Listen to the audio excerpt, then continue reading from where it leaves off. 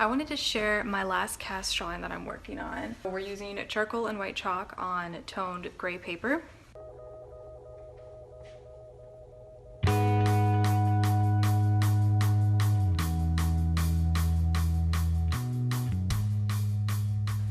And this is my stick of white chalk, and I just take a razor blade to make this into a point, which makes it a little more precise when you're working with it. The challenging part about using white chalk on gray paper is that it's kind of hard to make it seamlessly go into the paper and really like get smooth transitions between the chalk to the paper to then using charcoal.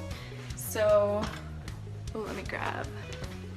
So this is the brush that I use to really blend the paper in, or to really blend the chalk into the paper. So this is a really stiff bristle brush, so I can really scrub the chalk into the paper.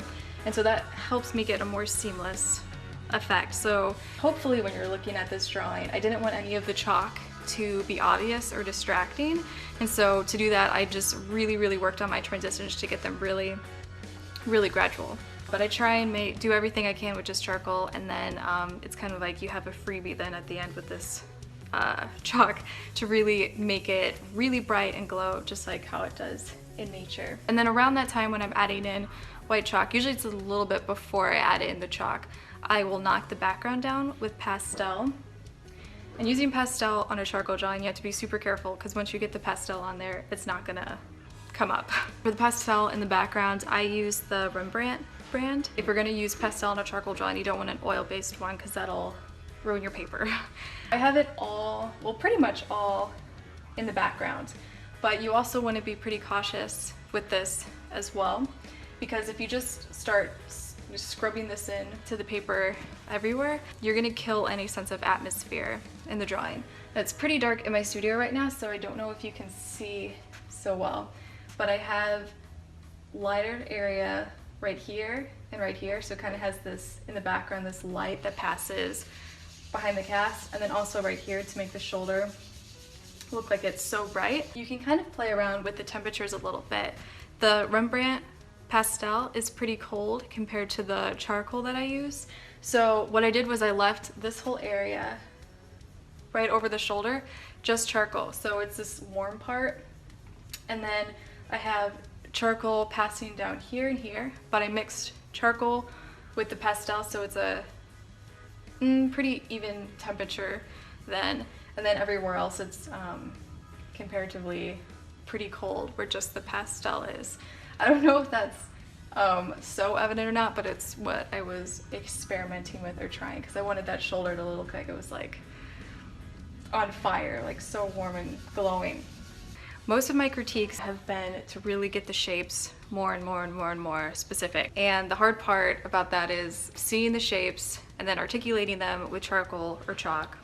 But you don't want the shapes, each individual shape, to stand out too much, otherwise it's gonna look like a mosaic or look over-modeled. The challenge with that is finding really specific shapes, but then also having really gradual transitions between them. So you have to balance between either totally obliterating the shapes completely, because you don't want anything to look blurred, because nothing on this cast really looks blurred. It's made up of a bunch of shapes with a lot of gradual transitions in between them. So that was a challenge on this one, and I'm really close. I feel like I have about one more day on this guy and then I will be done. Here at Ravenswood we do everything in natural light, so you're just at the mercy of the sun, which is really good practice for me to figure out how to design light with the sun. And it's different than using like studio light setup, because obviously you can't move the sun around. So it was quite a challenge for me at first, but I feel like I'm getting pretty good at it, because I really like the setup of the cast. I really like it's so bright at the shoulder and it's like really glowing, and then as you move down it has really obvious gradations all the way down. I have two main things. So I have the foam core back here that makes this shape to control some of the light, and then I have this one right here, which is actually taped up to this far wall. So I have two pieces that are doing different things. Oh, this is so hard to see, but I've taped up little pieces of foam core. I don't know if you can see. There's a piece right here and then a piece right here. So I wanted my sharpest edge on the cast to be on the shoulder and the arm right there. I remember when I was setting this up that on his hip right here was also a really hard line because there's a lot of contrast since it's so bright to the dark background. So I have a really slight shadow that is falling right on the inside of the hip right there, just so it would soften the edge a little bit. So I think that's really cool, just because you're just messing around with contrast and also hard and soft edges. Okay, when I usually do drawings, I usually take a picture at the end of each day so I can see the progression of how the drawing's going.